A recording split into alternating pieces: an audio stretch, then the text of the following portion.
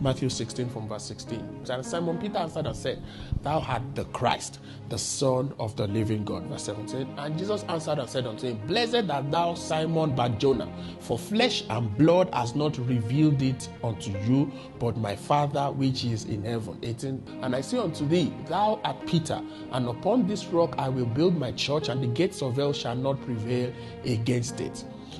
Jesus asked a question, Who do men say that I am? Peter answered, You are Christ, the Son of the living God. And the Lord Jesus said, Flesh and blood has not revealed this to you, but my Father which is in heaven. And we know from scriptures that there's nothing the Father does that he does not tell the Son. But Jesus needed what Peter was going to say to be said so that he could start laying a new foundation for his ministry. Verse 21. And from that time forth, Jesus began to show his disciples how that he must go to Jerusalem and suffer many things of the elders and chief priests and scribes and be killed and be raised again. Jesus was going to go to a higher level of revelation of himself to his disciples. But to do that, he wanted a witness of the Father. A few minutes later, then Peter took him and began to rebuke him, saying, Be it far from thee, Lord, that this shall not happen to you. But he turned and said unto Peter, Get thee behind me, Satan. Not get thee behind me, Peter. Get thee behind me, Satan. Thou art an offense unto me, for thou savourest not the things that be of God, but the things that be of men.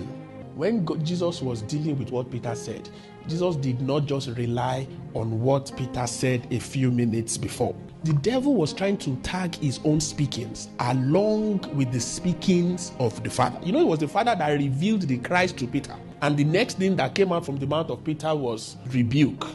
No, you will not die. Same conversation used by the Father, and then the devil takes over. It was still the same vessel. It was still the same conversation. You're having a conversation with somebody and it's wholesome. But can you tell the difference between when that person is speaking and when Satan has taken over what they are saying? Can you tell the difference between somebody giving their own opinion and when they've switched to giving you the counsel of God? It was one of the skills that we had to learn very early. And it is a skill that we need for daily life. Because you could be talking to somebody at work and the person is saying wonderful things. And then the person brings a suggestion that is absolutely demonic. And if you do not recognize that there has been a shift in who is using the vessel, you can associate the good they said with the evil they just said and use that evil to judge that the evil they just said might be good. And then you go with that suggestion. Or it could be people close to us. Not because the devil has possessed them. The devil did not possess Peter here. The devil just built on his emotionalism.